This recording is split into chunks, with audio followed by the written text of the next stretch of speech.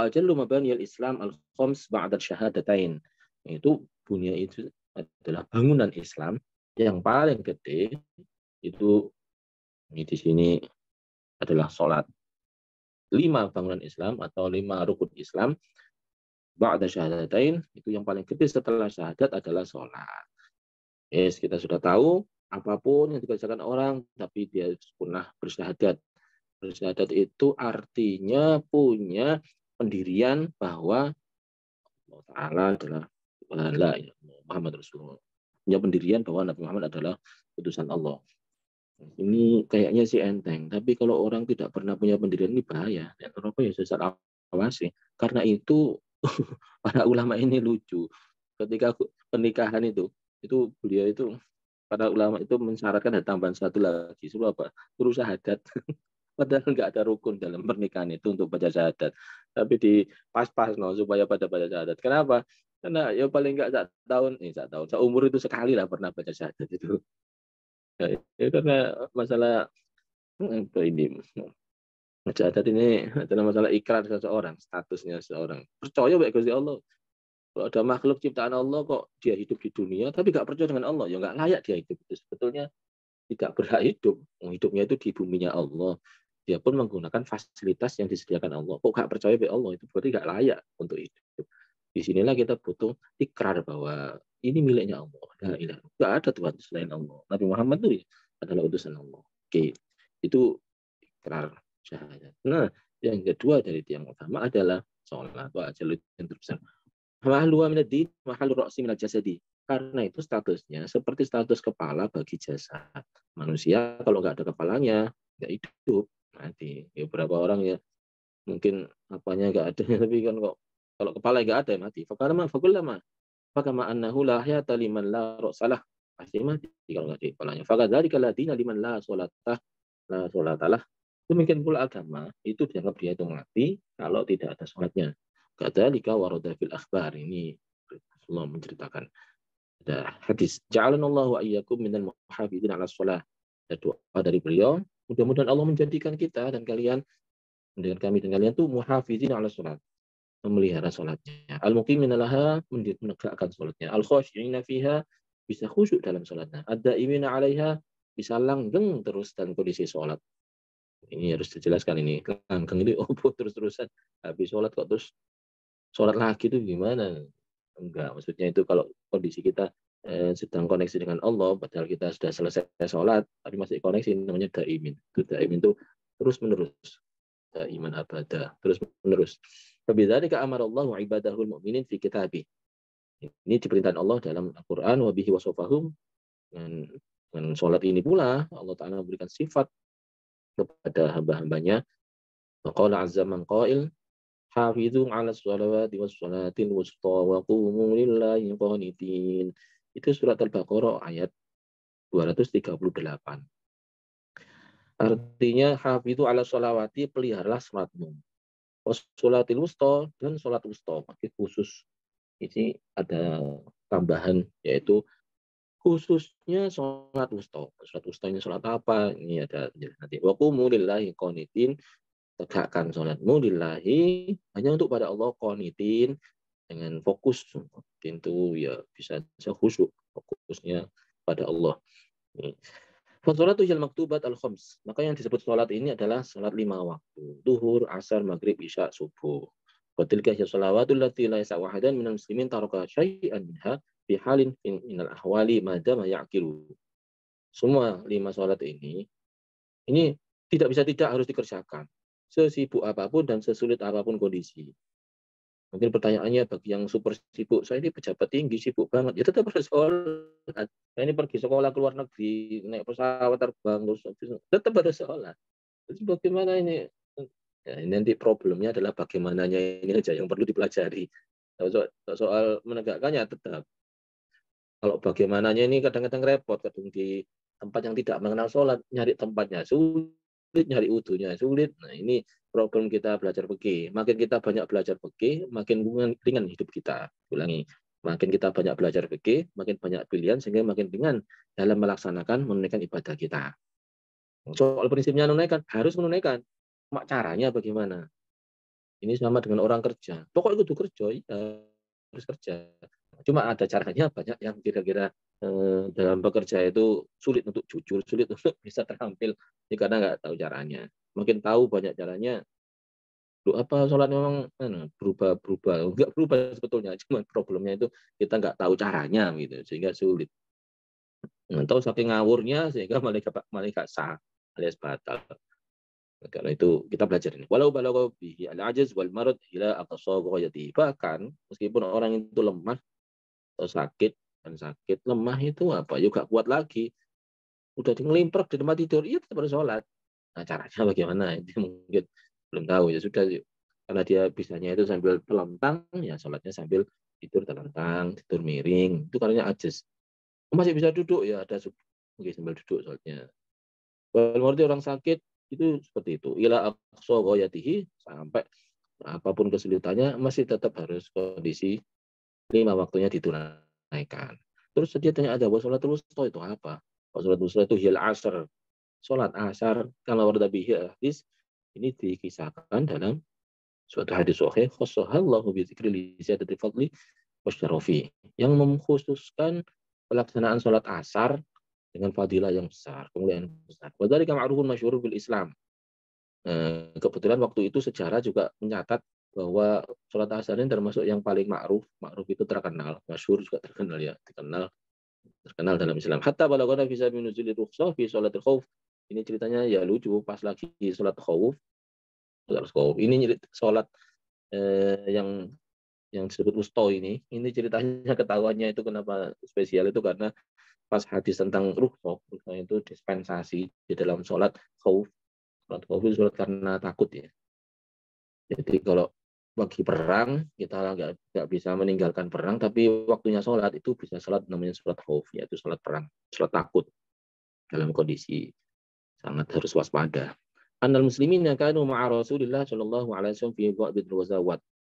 Saat itu lagi perang kaum muslimin bersama Rasulullah fa shalla bihim alaihi salatu wasallam salat adzuhri ala wajhi man'ud. Rasulullah lagi salat zuhur itu. Bahkan musyrikuna qariban minhum yarawnahum. Kalau tentara musyriknya ternyata dekat dari beliau, dari para pasangan kaum muslim ini. Falamma faragu min sholatihim qala ba'dul musyrikin, setelah selesai salat zuhur itu ya diintai oleh orang musyrik tadi. Alau aqartum alaihim hum fi sholatihim aqabtuhum. Iku sembayang itu. Ya pas sembayang sama serang, wah itu menang enggak dewi menurut orang musyrik itu. Qala bi baqiyatul musyrikin inna ba'da hadhihi salat salatan hiya ahabu ilaihi. Waktu itu sudah meh asar. Enggak, habis ini mereka itu lagi sholat ya, dan sholatnya itu sholat yang mereka cintai, min abai wa abdihim, yang lebih dicintai daripada bapak maupun anaknya. Jadi maupun keturunannya itu artinya suwenang sama sholat yang kedua ini. Ternyata apa itu asar, ya ini udah asar. Panazala Jibril alaihissalam ala Rasulullah SAW suratul khauf. Nah saat itulah turun malaikat Jibril memberitahu Rasulullah riwayat tentang rukhsah namanya sholat khauf. Wadzur kaifa sarafatlu hadhihi shalah an asal ma'luman fital musyrikin. Ini menjadi kita tahu bahwa ternyata orang musyrik pun ternyata tahu salat asar itu adalah salat yang dimaksud salat usta. Wa qala ta'ala dalam hal ini ada firman Allah surat Ar-Rum Bismillahirrahmanirrahim. Munibina ilaihi wattaquhu wa aqimus sholata wa la takunu minal musyrikin. Kita masuk ke ini ya, pemananya supaya bisa nyambung. Bismillahirrahmanirrahim. Munibina ilaih. Munibina itu anibu balik ya. Balik itu maksudnya kita kembali kepada Allah. Wattaquhu dan takutlah atau takwalah dan takwalah kepada Allah. Wa aqimus shalah dan dirikanlah salat. Wala takunul musyrikin. Kamu juga jangan jadi orang yang musyrik. Jadi saya hormati, munibina ilaih ini penting. Awak dewi ini dalam mendapati masalah hari-hari. Ya mungkin masalahnya di diri kita sendiri, mungkin masalah di teman kita, mungkin di pekerjaan kita, mungkin masalah di lingkungan kita, itu referensikan kepada Allah. Yo, bereferensi kepada Allah itu. Contohnya ya Allah, Allah Ta'ala itu berkenan ya, membuat segede ini, membuat sehebat ini, membuat sejahat itu. Apa sejahat itu juga iya. Gregetan kadang orang jahat. Tapi kalau kita balikkan, Allah Ta'ala itu yang berkenan membuat orang sejahat itu. Alhamdulillah saya kok enggak. Alhamdulillah saya kok diselamatkan. Ini kuasa Gusti Allah. Jadi apa-apa itu direferensikan kepada Allah Subhanahu wa taala. Ini loh, aku berjuang ini kok gak diakoni kuasanya Allah taala supaya aku ini gak sombong. Coba sampai diakoni kemudian dipuji-puji orang, ya jadi sombong saya ini. Baik, semua berarti harus dikoneksikan kepada Allah Subhanahu wa taala. Wataku manut nang Gusti Allah, manut itu berarti ya dilakoni, disuruh, apalagi perintahnya perintah yang sangat manusiawi, disuruh jujur, disuruh rajin, disuruh konsisten. Wa aqimus shalah, dan yang ketiga tegakkan sholat. Lakoni. Wala takunu minal musyrikin, ojo niru wong musyrik. Musyrik itu artinya punya andalan lain selain Allah Ta'ala. Musuh. Iya sering itu. Hati-hati itu. Nek musyrik wong golongannya musyrik di kafir Quraisy itu musyriknya nyembah Lata dan Uzza. Patung yang namanya Lata, patung yang namanya Uzza. Nah, hari-hari ini kita wah banyak lagi patung itu, patung jenenge duit. Itu punya kekuatan di luar Allah Ta'ala dikiranya. Wah, akhirnya banyak orang yang mengorbankan idealismenya demi duit. Ada lagi jabatan. Banyak yang mengorbankan idealismenya demi jabatan. Saya pernah dituturi oleh teman yang pejabat tinggi. Ini lho mas, sama ini aku ya kudu wis berubah. Masuk kabeh wong berubah sampai nggak berubah sendiri. Ya berubah lah mas. Ya apa sih lagi?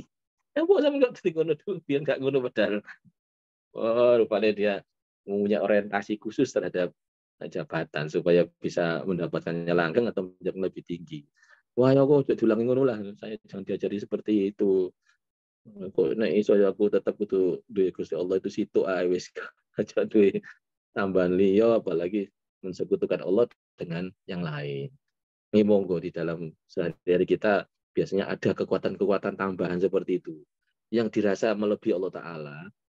Nah, itu tipuannya di situ. Nggak ada. Satu-satunya hanya Allah Subhanahu wa taala. Sudah tidak perlu lagi kita menganggap kekuatan lain di luar Allah taala. Ya kadang-kadang ngejek orang, musyrik ngono iku nyembah kuburan, ngono musyrik nyembah wit-witan, nyembah barongan, nyembah. Aduh, ternyata banyak yang lebih daripada itu dan itu sebetulnya nggak masalah. Nah, masalahnya itu apa sih? Ya katakanlah misalnya ya hari-hari ini ya mana ada sih orang nyembah kuburan dari ini, mana ada orang menyembah pohon, nggak ada. Kalau pohon-pohon itu tetap berdiri itu ya dalam rangka supaya udara tetap terjaga. Oh, kadang-kadang dengan apa istilah kepercayaan, hati-hati loh pohon itu jadi tebang itu kalau singite misalnya gitu. Itu kan bukan karena nyembah si singit enggak kan. Ya di mana-mana itu mesti ada makhluknya Allah Ta'ala. Kalau kita tidak mengganggu dia itu kan baik. Kalau kita mengganggu dia itu kan nggak baik gitu. Bukan karena takut dia, sepodo ngarepe lawang di depan pintu ada orang misalnya kita ganggu orang itu juga api. Terus sama nggak ganggu. Kenapa nggak ganggu? Karena wedi wong itu ya. Wedi ini maksudnya jangan sampai ya marah, jangan sampai dia kesulitan. Begitu wedinya itu gitu. Sederhana, bukan karena kita nyembah orang itu sehingga kita nggak ganggu orang itu, bukan. Bukan karena tidak bukan karena kita takut itu karena nanti orang itu menyerang, dia punya kekuatan hebat buat karena tidak mengganggu gitu aja, tidak usah mengganggu orang, tidak usah mengganggu makhluk lain. Begitu pula yang tadi saya sampaikan, tapi istilahnya bukan begitu. Istilahnya itu kalau ada pohon tadi itu nggak mau ditebang, nggak boleh ditebang misalnya, ya itu karena kelestarian alam itu. Nah, kalau makhluk ada di situ, mungkin ada makhluknya yang di situ, makhluk gaib ya. Dan kita tidak tak hendak untuk mengganggu makhluk gaib itu. Akhirnya hutan-hutan yang banyak yang dikisahkan angker misalnya itu jadi lestari hutannya, nggak sampai ada yang gundul, nggak sampai akhirnya menyebabkan tanah longsor, menyebabkan akhirnya banjir besar. Nah, dulu itu masih banyak orang punya pendapat gitu. Kalau nggak salah di daerah mana ya, di selatannya Surabaya lah itu, nah, Pepandaan ke atas misalnya itu sumbernya airnya banyak sekali tuh puluhan. Sekarang tinggal beberapa saja. Setelah ditanyakan oleh teman-teman katanya pohon-pohon pada ditebangi di sana. Nek biyen niku istilahnya angker gak wani nebang. Dengan kondisi angker itu akhirnya orang nggak berani nebang, hutannya lestari, sumber air banyak. Sekarang karena merasa gak angker itu tebang kabeh, akhirnya banyak sekali sumber-sumber yang tadinya memancar sekarang kering. Nah, itu sekali lagi bukan karena wedi sing apa istilahnya sing bau reksa, ya akhirnya merusak lingkungan. Baik hadirin, ini musyrik tapi kayaknya sih itu gampang sekali mengatasinya. Jadi karena makhluk tadi ya. Yang bahaya sekarang ini justru musyrik, syirik, menduakan Allah dengan kekuatan politik, jabatan, kekuatan duit. Mohon maaf ini, hari-hari ini kita sering menderita, rusak, bahaya itu gara-gara pejabat-pejabat yang memang sudah tidak mau megang lagi amanahnya dengan jujur, gara-gara tergiur oleh kekuasaan. Kekuasaan yang lebih tinggi daripada itu, kekuasaan yang bisa menghasilkan duit banyak. Para koruptor-koruptor itu duitnya banyak sekali, fantastis. Itu mengakibatkan banyak pegawai-pegawai biasa itu jadi kemecer, kepingin.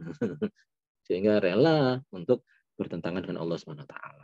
Oh, itu podo musyrik itu. Asli ini musyrik.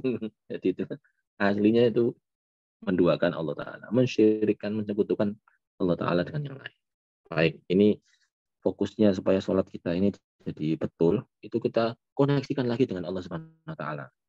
Susah menjadi seorang hamba itu ya kalau kita ngakoni kepada Allah Ta'ala. Hal inabah, apa inabah tadi? Ya rujuk ila Allah.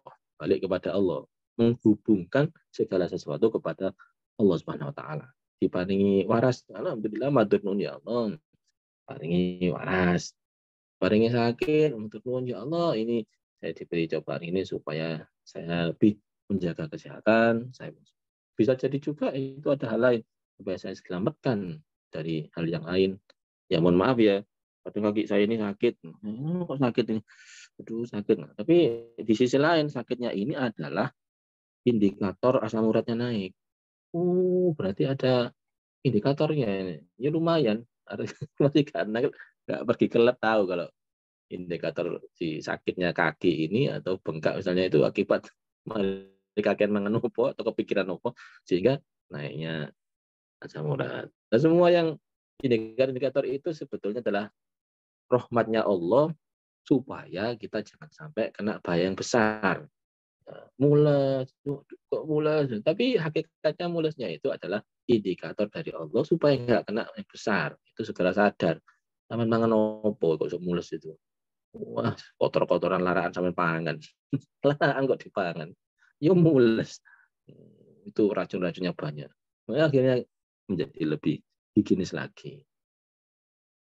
Ya, yal khosyah minallah. Takwa itu artinya khosyah, takut, sungkan kepada Allah. Iqamah sholat, menunaikan sholat, itu hil ityanu biha alal wajhil ladzi amara Allah bih. Ngelakoni sembahyang itu harus sesuai dengan yang diperintahkan oleh Allah. Tata caranya. Nggak oleh ngarang sendiri. Itu kok beda-beda Pak, si A dan si B sholatnya itu caranya loh. Dirinya cara sendakapnya itu nggak ngarang sendiri itu. Ya memang dari riwayatnya, cara ngaturnya seperti itu, cara sendakapnya seperti itu. Itu Fatihahnya juga kadang beda. Ada yang begini, ada yang begitu. Itu juga, itu alal wajhi juga. Jadi jangan sampai kamu pikir yang sholatnya cara A itu wajhillah, cara Gusti Allah. Yang cara B berarti tidak caranya Allah. Jangan. Jangan. Nih kadang-kadang beda cara sholat itu mengakibatkan permusuhan. Jangan sampai. Apalagi kalau subuh itu paling khas itu adalah kunutnya. Padahal sekali lagi yang nggak kunut itu juga ada hadisnya, yang kunut juga ada hadisnya. Podo-podo no hadis. Ini yang nggak gelem kunut terus ngilokno ngenyak yang lagi kunut, ya siku gak tepat. Jangan nganggap misalnya itu nggak sesuai dengan perintah Allah, nggak tepat ya, nggak boleh ngomong gitu. Itu masing-masing sudah ada dalil yang dipegang. Itu yang ngomong tuh, yang bilang atau yang menjamin ini adalah para imam mazhab. Para imam mazhab ini ya orang yang sudah paripurna dalam pembelajarannya kepada fikih ajaran Islam. Saya lanjutkan lagi. Waqala ta'ala, kalau berfirman Bismillahirrahmanirrahim. Surat Al-Mu'minun ya. قد أفلح المؤمنون الذين هم في صلاتهم خاشعون والذين هم عن اللغو معرضون والذين هم للزكاة فاعلون والذين هم لفروجهم حافظون إلا على أزواجهم أو ما ملكت أيمانهم فإنهم غير ملومين فمن ابتغى وراء ذلك فأولئك هم العادون الذين هم لأماناتهم وعهدهم راعون والذين هم على صلواتهم يحافظون. Yang awal itu qad aflahal mu'minun. Beruntung sekali ya jadi orang beriman. Alladzina hum fi kok sholat mereka itu khusyuk. Sekali-kali khusyuk itu sekali lagi khusyuk adalah fokus hanya kepada Allah. Terusannya banyak, tapi saya ingin menimpali di khosyi'un ini. Tapi sholat dihim dulu kan, baru khosyi'un. Teman aja nunggu khusyuk dulu baru mau sholat. Sholat aja dulu. Nanti kalau bisa khusyuk, itu suatu added value, nilai tambah. Nek gak bisa khusyuk, juga apa-apa, tidak ada kewajiban wajib khusyuk. Ini ya udah mirip amal tapi gak ikhlas itu loh. Cuman ikhlas di sini lah, sulit. Amal aja dulu nanti ikhlas. Sama gak bisa naik sepeda, wae sepeda. Enggak tiba-tiba tidak apa-apa. Gak apa-apa. Ini malah bisa naik sepeda. Ojo terus entah ini pinter dhisik baru naik sepeda. Bisa. Kapan pinter ini gak diawali dari sekarang naik sepeda? Nah, kalau sudah sering lakoni naik sepeda maka dia sudah pintar. Terus dilakoni setelah dulu. Nanti khusyuk dewi. Kalau kita makin mengupdate cara kita sholat, makin khusyuk, fokus kepada Allah. Karena itu di sini ditutup dengan walladzina hum ala sholawatihim yuhafidun. Orang yang selalu maintenance terhadap sholatnya. Maintenance itu apa? Ya kita, apalagi orang engineering, tahu betul maintenance itu apa. Pemeliharaan. Kita harus ngecek checklistnya. Gitu. Yang disebut maintenance itu apa? Memelihara itu. Pemeliharaan itu apa? Ya kita harus ngecek checklistnya. Masing-masing harus sudah proper. Kalau masing-masing ada yang belum proper satu aja, ya berarti belum selesai itu maintenance-nya.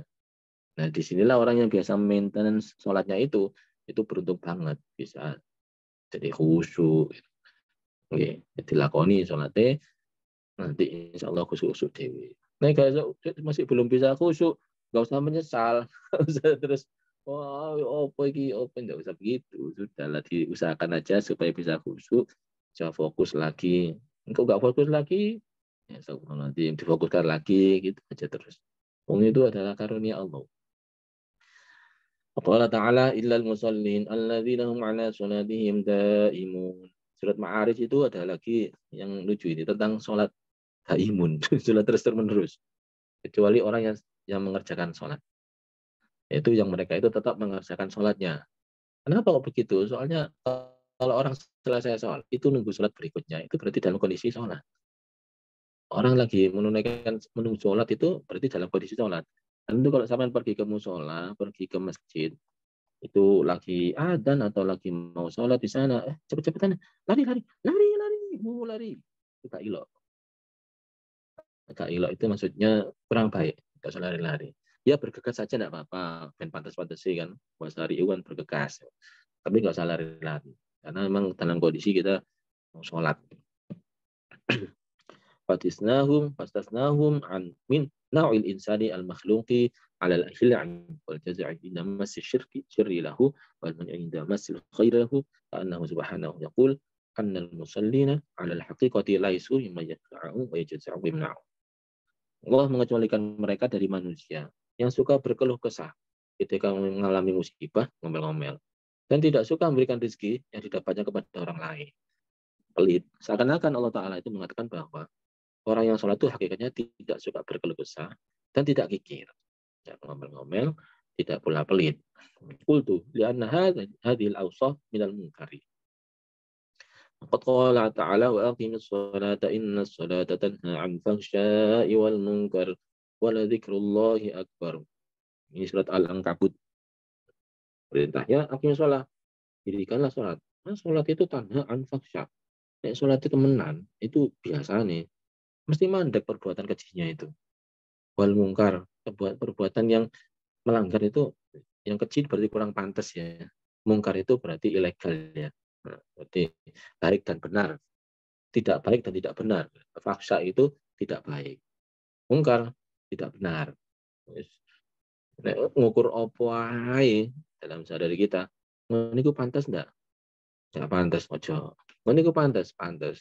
Tapi bener apa salah? Salah ya ojo. Ojo juga. Nggak pantas, apalagi salah, apalagi nggak bener. Ini yang kita lakukan itu pantas, pantas, bener, bener. Lakukan. Ya mungkin sama harus mengingatkan orang. Ya itu bener. Tapi pantas nggak? Nek ngomongin cara ini nggak pantas, yo ojo. Ngomong itu yang pantas. Mengingatkan kok. Sama ngelakoni sholat itu pantas. Ya, pantas. Nah, ya sudah dilakoni. Kadang-kadang nggak pantas. Kapan hari itu ada orang sholat di tengah jalan. Ya bener sih sholat itu. Nggak pantas. Sholat tengah jalan ganggu wong liwat sama ini. Itu jadinya kurang baik. Ya, kudu bener, kudu pantas. Faksa, wan mungkar, itu nggak boleh. Itu biasanya orang yang sholatnya temenan, biasanya tidak sampai fahsya, tidak sampai mungkar. Oke, kita lanjutkan dengan teks berikutnya. Sholat seperti Nabi Muhammad. Wal musalli al-muqimu lis-sholati. Kama amarallahu wa rasuluh. Kama amarallahu wa rasuluh. Tanhahu sholatuhu an fi'li ma yakrahuhu Allah. Ma yakrahuhu Allah minhu. Mislah hadhihi sifat al-madhkurah wa ghairiha minal makarih. Orang yang mendirikan sholat, ya, kayak ini sholat, itu akan sholatnya disolati kama amarallahu wa rasuluh.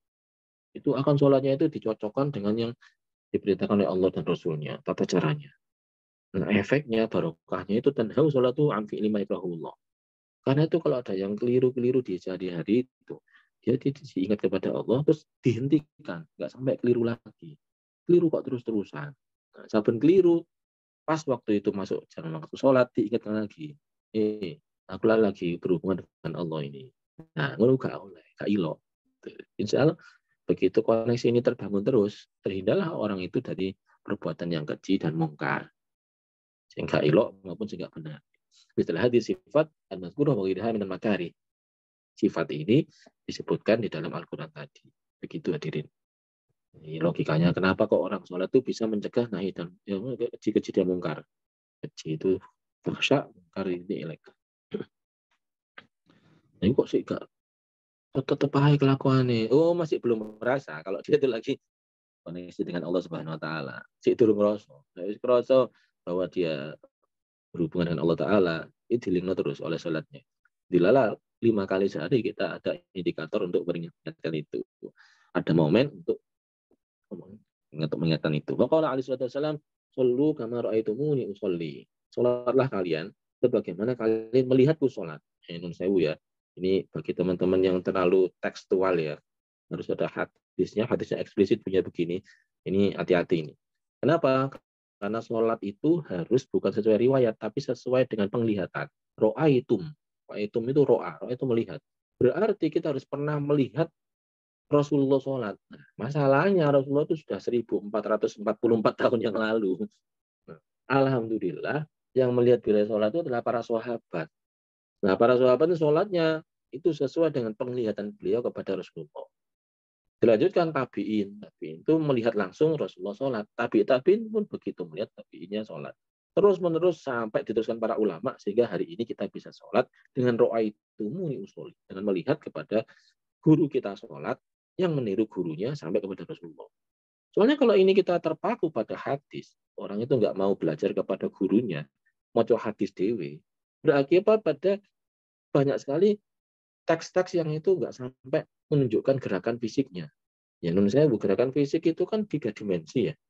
3 dimensi diprotek menjadi 2 dimensi, ibaratnya video diprotek jadi image, itu berapa yang akhirnya terdistorsi? Oke, 2 dimensi, image, gambar, itu diekspresikan dengan kalimat. Pertanyaan saya, pernah dengar nggak ada gambar itu lebih dari 1000 kata, 1000 kalimat? Apa istilahnya? Satu gambar itu melebihi penjelasan 1000 kalimat. Itu saking apanya? Saking tidak bisanya kalimat itu menggambarkan sebuah gambar. Saking tidak bisanya sebuah kalimat itu mendeskripsikan sebuah gambar. Ulangi, berarti gambar itu deskripsikan dengan kalimat itu nggak akan pernah bisa cukup. Berarti distorsinya ini kuadrat ini. Dari 3 dimensi ke 2 dimensi saja sudah terdistorsi, apalagi dari 2 dimensi ke 1 dimensi berupa kalimat. Diskursnya besar sekali. Jadi kalau sampai sholat berdasarkan hadis, mari ruwet, nggak akan bisa selesai. Apalagi kalau nyari dalilnya dulu. Ah, nyari dalilnya sami Allah liman hamidah misalnya. Saya nggak akan melaksanakan sesuatu kalau tidak ada dalilnya. Ya sekali ono coba sami Allah liman hamidah itu hadis nomor piro coba. Nggak ketemu. Wangel lagi nggak sholat. Hmm. Kalau begitu, sholat itu niru guru kita. Ini perintahnya Rasulullah begitu.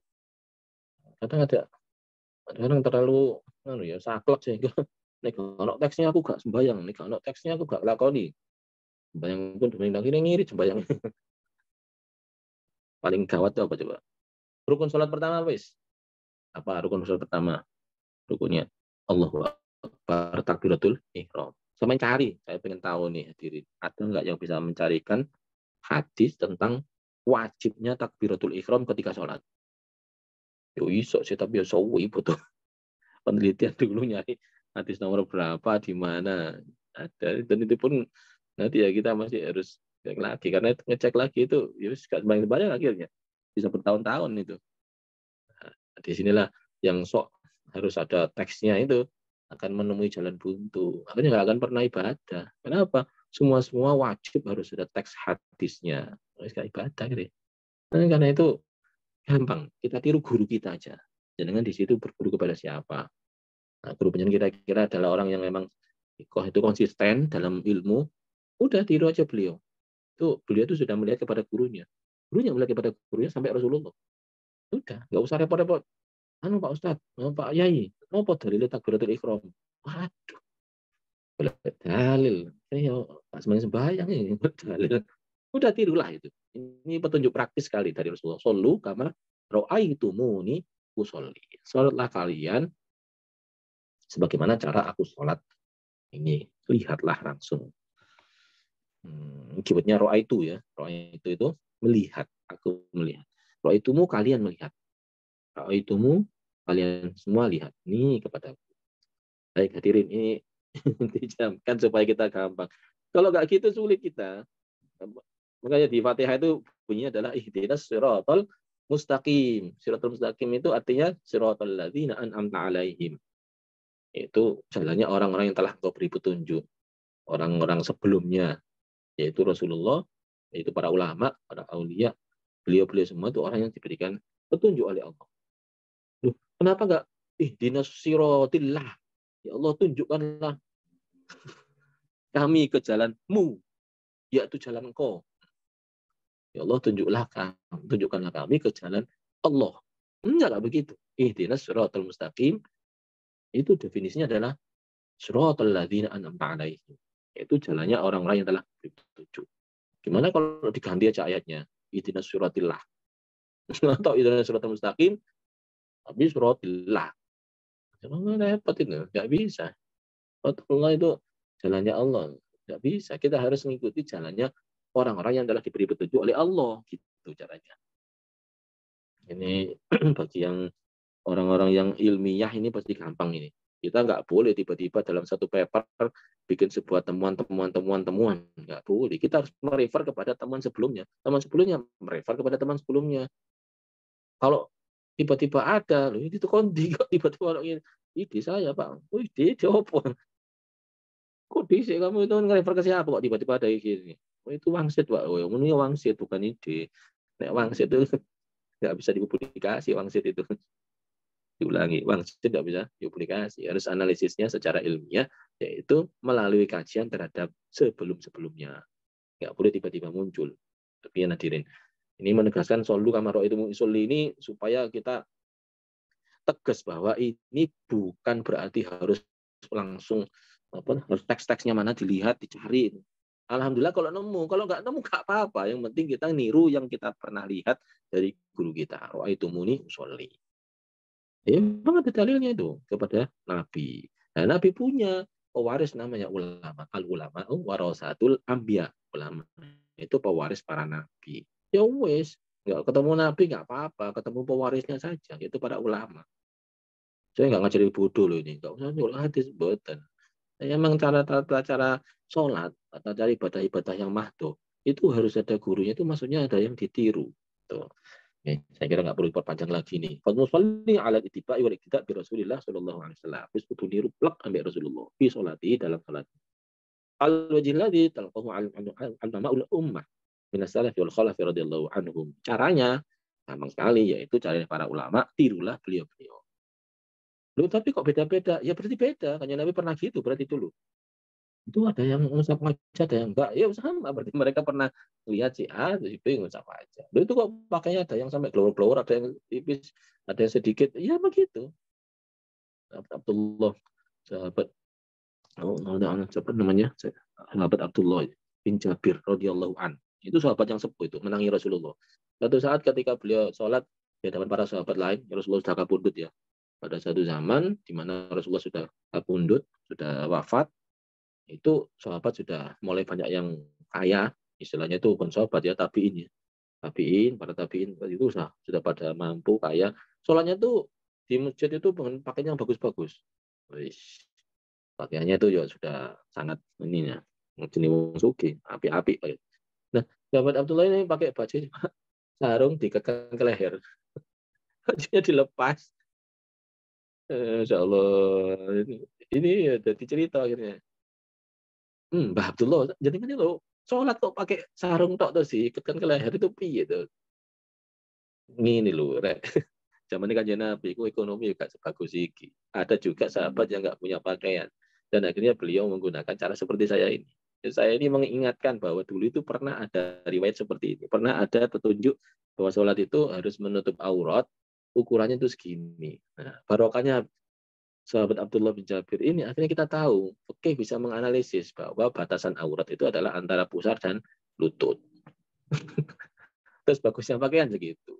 Ini sengaja ini sahabat Abdullah ini. Dan ini artinya juga ada pakaian semacam itu pernah terjadi di zamannya Rasulullah. Saya kira bajumu api-api. Biar semua itu sahabat juga untuk kayak ini. Akhirnya semua tahu. Tapi kalau tidak, saya orang akan menganggap bahwa sholat itu pakainya harus sangat mewah. Sholat harus pakainya sangat-sangat rapi, sehingga kalau duitmu nggak cukup, ya kamu harus mengusahakannya dulu baru boleh sholat. Bukan. Yang penting, ini juga yang perlu saya tegaskan, teman-teman saya pernah di luar negeri, tinggal cukup lama di sana, ada teman yang tanya, Pak, sana ini nggak bawa ruku, si ibu tadi itu, masa harus sholat? Cik Bu, saya sepertinya kok, ya nampaknya kok ibu itu pakai baju yang apa istilah ya, jilbab ya, terus bajunya juga panjang, tertutup semua tuh itu. Iya sih tertutup, tapi nggak pakai ruku. Betul apa? Yang penting sampean bisa tutup aurat ya wes sih sembayang. Kaki, ya, kaos kakian loh. Kakian. Jadi ya memang nggak mesti harus berupa. Nggak gue sarung aku, sama celana aja. Nggak apa-apa celana boleh juga. Emang memang ada celana, ada sarung. Kayak aja Nabi itu ya no, sarungan. Wetaziru ala wasati. Wasati itu kan udel ya, dari tengah itu. Wetaziru itu bersarung wasati. Rasulullah sarungan. Nah, tapi kita juga disuruh menutup aurat. Ya walaupun nggak sarung ya nggak apa-apa. Celana panjang, nggak apa-apa sah juga. Jadi boleh. Pakai baju warna apa? Harus warna putih. Ya api warna putih, warna merah juga harus lo. Nanti warna kuning, warna apa? Hitam, hijau ya hijau. Itu. Nah, jadi nggak usah sampai ribet sembarang ini kerepotan goro-goro aturan-aturan yang dibagi-bikin sendiri jadi ruwet.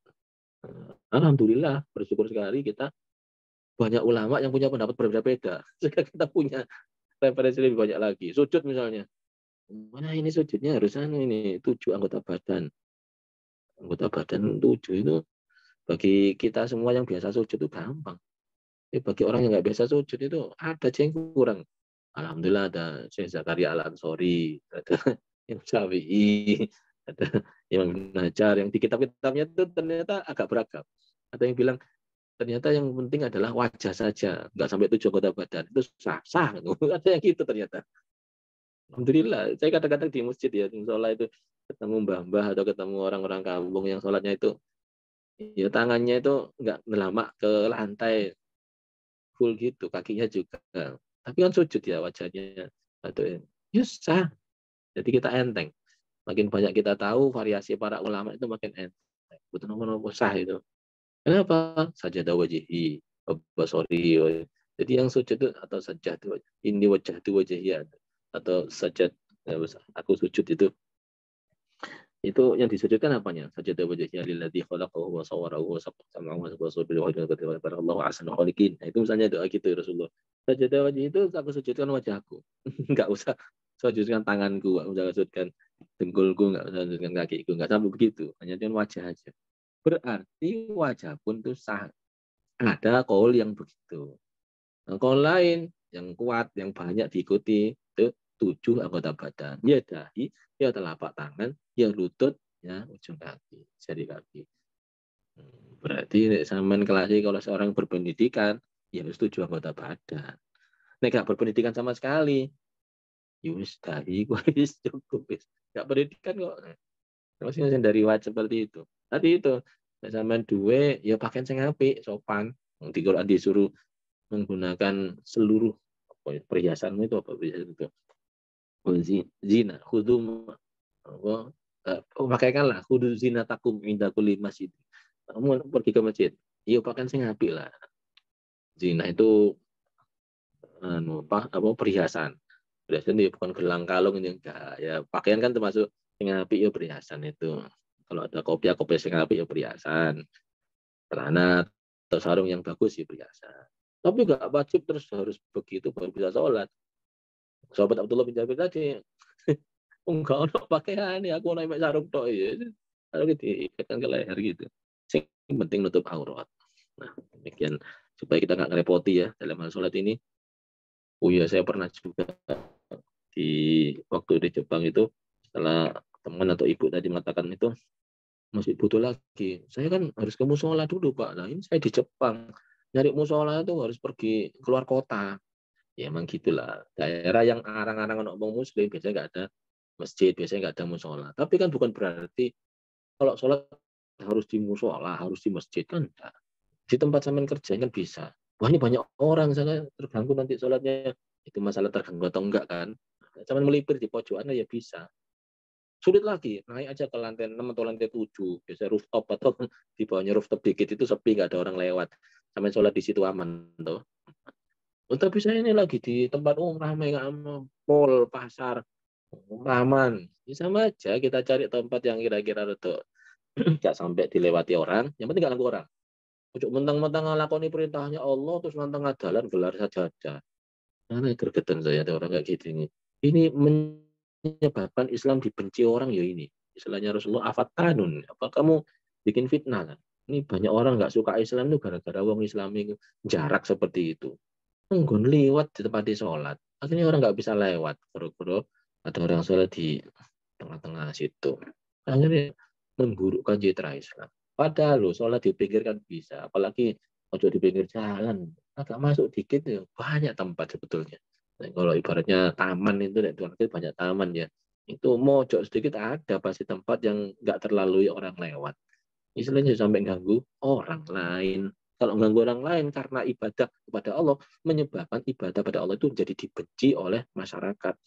Ini sampai dosa mana wong jadi atau agama, mana wong gak seneng mek Gusti Allah gara-gara kita lagi ngelakoni ibadah, lagi kemecer ngelakoni ibadah. Sembuh, wah kayak ngono iku. Oh, maca Quran ya gak apa-apa, tapi kalau tuh pakai speaker gede seharian maca Quran gak entek-entek.